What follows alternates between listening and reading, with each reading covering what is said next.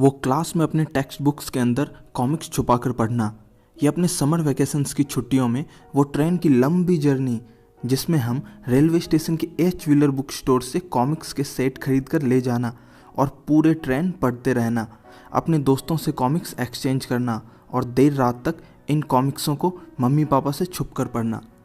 Indian comics के साथ हमारी खूब सारी यादें जुड़ी है। नमस्ते दोस्तों, मेरा नाम है गुलशन और आप देख रहे हैं कॉमिक्सोपीडिया। जब मैं अपने पुराने इंडियन सुपर हीरोज़ के वीडियोस पर कमेंट्स पढ़ता हूँ तब पता चलता है बहुत से लोग इंडियन सुपर हीरोज़ या कॉमिक्स इंडस्ट्री के बारे में अभी तक जानते ही नहीं। कुछ लोगों को ये बहुत अच्छा लगता है कि हमारे भी सुपर हीरोज़ हैं, तो वहीं कुछ लोगों को लगता है ये सब के सब कॉपी हैं।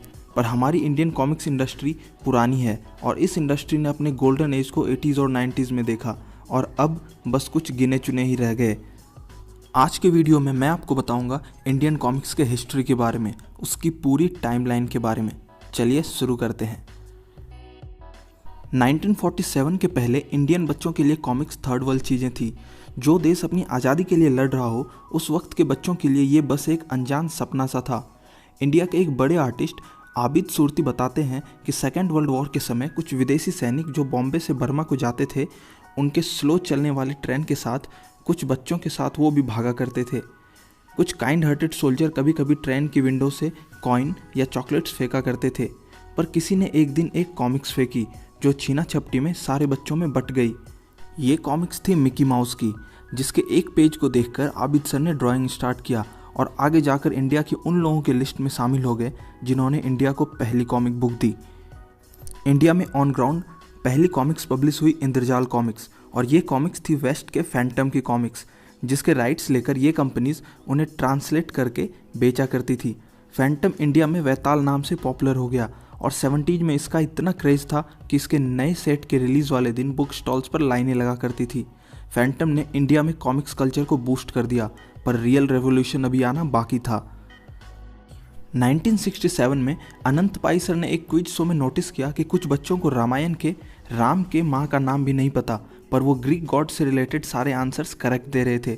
उन्होंने कुछ सोचा और उस समय के बड़े पब्लिकेशन हाउस IBH के साथ मिलकर स्टार्ट की इंडिया की लेजेंडरी अमर चित्रकथा सीरीज़, जिसमें वो इंडियन कल्चर के हीरोज़, इंडियन फ्रीडम फाइटिंग के हीरोज़ को एज ए कॉमिक्स पब्लिश किया करते थे।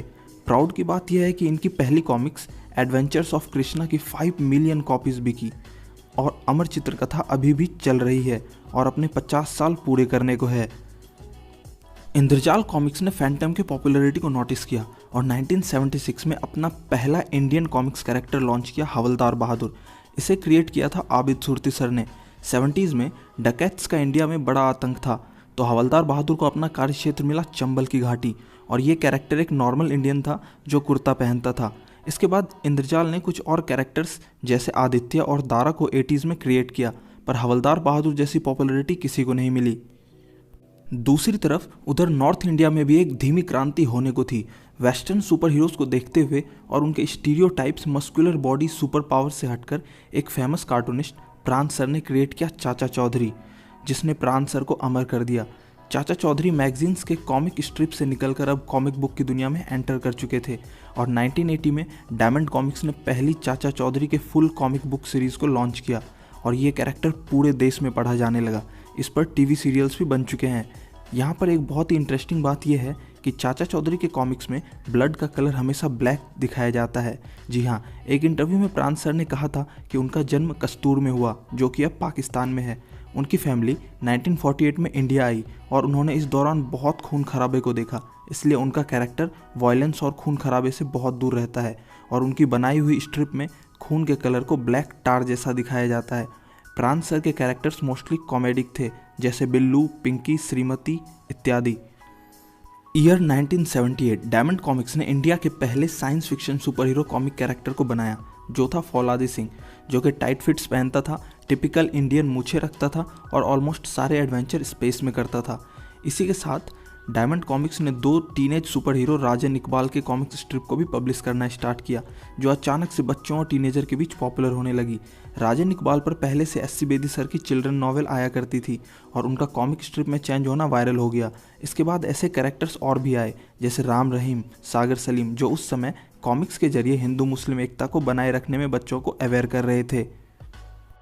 1980s का समय आ चुका था और इंडियन कॉमिक्स अपने गोल्डन एज में था। 25 से ज़्यादा पब्लिशिंग हाउस अपने कॉमिक्स पब्लिश कर रहे थे, पर अभी भी कोई company Indian culture inspired super powers वाले सुपर हीरोज़ नहीं दे रही थी। ईयर था 1986। कुछ साल पहले एक टेररिस्ट अटैक में Indian prime minister Indira Gandhi की मौत हुई। टेररिज्म एक हॉट टॉपिक था। राजा पॉकेट बुक्स, जो अब तक सिर्फ हिंदी नॉवेल्स पब्लिश किया करती थी, उन्होंने देखा वेस्ट में सुपर पावर्स वाले सुपर हीरोज़ फेमस हो रहे हैं। संजय गुप्ता ने प्रताप मौलिक सर के साथ मिलकर राज कॉमिक्स के फ्लैगशिप कैरेक्टर नागराज को क्रिएट किया, जिसका मकसद था वर्ल्ड से टेररिज्म को हटाना। इच्छाधारी सांपों की कहानियां पहले से इंडिया में पॉपुलर थी और उसी फ्लेवर में एक इंडियन सुपर हीरो मिलना, बस क्या कैरेक्टर ज़बरदस्त हिट हुआ और अब सभी पब्लिशिंग हाउस को कॉस्ट्यूम सुपर हीरो चाहिए था।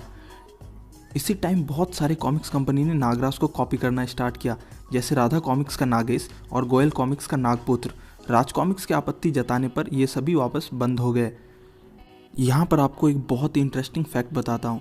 इन्हीं दिनों स्टार कॉमिक नाम की कंपनी ने एक सुपर हीरो सुप्रीमो रिलीज किया, जिसमें अमिताभ बच्चन को एज ए सुप्रीमो कॉस्ट्यूम में शो किया जाता था। दूसरी ओर राज कॉमिक्स ने अपने यूनिवर्स को एक्सपेंड किया और उनके आर्टिस्ट अनुपम सिन्हा सर ने सुपर कमांडो ध्रुव को रचा, जो बिना किसी सुपर पावर्स के सिर्फ अपने इंटेलेक्ट और ब्रेन का यूज़ कर बड़े बड़े सुपर विलन से लड़ता था।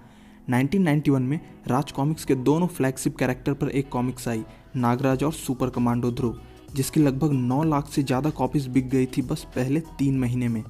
इस समय बहुत सारी अलग अलग कंपनीज एक्टिव थी। इनमें सबसे टॉप पर थी राज कॉमिक्स, डायमंड कॉमिक्स और मनोज कॉमिक्स। जी हाँ, मनोज कॉमिक्स इन दोनों कंपनीज को कड़ी टक्कर दे रही थी। मनोज कॉमिक्स ज़्यादा फोकस थी राजा रानी की कहानियों पर या वर्ल्ड फेमस कहानियों पर, जैसे गुलिवर ट्रैवल्स, ड्रैक्युला, अरेबियन नाइट्स वगैरह। स्टार्टिंग में राज कॉमिक्स भी ऐसे सीरीज पब्लिश किया करती थी, पर बाद में आरसी ने सुपर हीरोज़ पर कॉन्सेंट्रेट किया। मनोज कॉमिक्स के characters inspector Manoj, Crook Bond, Gagan, Vinashdoot, जो आज के समय में बस कलेक्टर्स बनकर रह गए हैं। कुछ सालों बाद आरसी ने अपने यूनिवर्स को और बढ़ाते हुए इंडिया के पहले एंटी सुपर हीरो डोगा को क्रिएट किया, जो मुंबई की रात की सुनसान सड़कों पर क्रिमिनल से लड़ता था या कहें क्रिमिनल्स को मार देता था। इस समय राज कॉमिक्स अपने पीक पर था और इंद्रजाल कॉमिक्स ने अपनी अंतिम सांसें ली। कॉमिक्स के बड़े बड़े दिग्गज सुपर विलन्स हमारे प्यारे सुपर हीरोज़ को हरा नहीं पाए, पर हमारे सुपर हीरोज़ को हरा दिया केबल कनेक्शंस, वीडियो गेम्स की बढ़ती पॉपुलैरिटी ने। लेट 90s या अर्ली 2000 में बहुत सारी कॉमिक्स कंपनीज बंद होने लगी। 2000 के बाद बस डायमंड कॉमिक्स, राज कॉमिक्स, अमर चित्रकथा ही रह गई थी। हाल ही में राज कॉमिक्स ने मनोज कॉमिक्स के सारे कैरेक्टर्स के राइट्स को एक्वायर किए, ताकि उन हीरोज़ के एडवेंचर कभी ख़त्म ना हो। इतने सालों तक इंडियन कॉमिक्स कंपनी जैसे तैसे ख़त्म होने से खुद को बचाती रही। लगभग एक दशक के बाद इंडियन कॉमिक्स फिर से रिवाइव होने लगी। इंडिया में virgin comics, bull Sahib press, graphic India जैसे नई कॉमिक्स कंपनीज की एंट्री हुई। दूसरी ओर कुछ जुनूनी फैंस ने फ़ैन कॉमिक सीरीज शुरू कर दी, जिसमें कुछ कॉमिक फैंस मिलकर कॉमिक क्रिएट करते हैं और उन्हें इंटरनेट पर फ्री में शेयर करते हैं, ताकि कॉमिक्स की दुनिया कभी ख़त्म ना हो। दूसरी ओर डिजिटल टेक्नोलॉजी ने भी कॉमिक्स को रिवाइव करने का काम किया है। नई जनरेशन्स के बच्चे इंटरनेट के जरिए अपने पुराने हीरोज़ के बारे में जानने लगे। डायमंड कॉमिक्स, राज कॉमिक्स ने खुद के ऐप बनाए। अगर आप नए रीडर हैं तो प्लीज़ आरसी ऐप पर जाएं, उन्हें एक मौका दें। आपके बच्चों को वीडियो गेम्स और टैब की जगह कॉमिक्स से इंट्रोड्यूस करवाएं।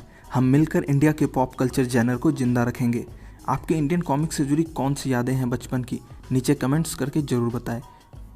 अगर इस वीडियो ने आपके 90s या आपके बचपन को याद दिलाया तो इसे एक लाइक ज़रूर दें, और अगर आपको ऐसी वीडियोस और देखनी है तो इस चैनल को सब्सक्राइब करें। और अगर आपको पॉडकास्ट सुनना पसंद है तो वेब सीरीज़, मूवीज़, बुक से रिलेटेड पॉडकास्ट के लिए आप मेरे पॉडकास्ट गुलशन सेज को सब्सक्राइब कर सकते हैं। मेरा नाम है गुलशन और आप देख रहे हैं कॉमिक्सोपीडिया। सी यू अगेन।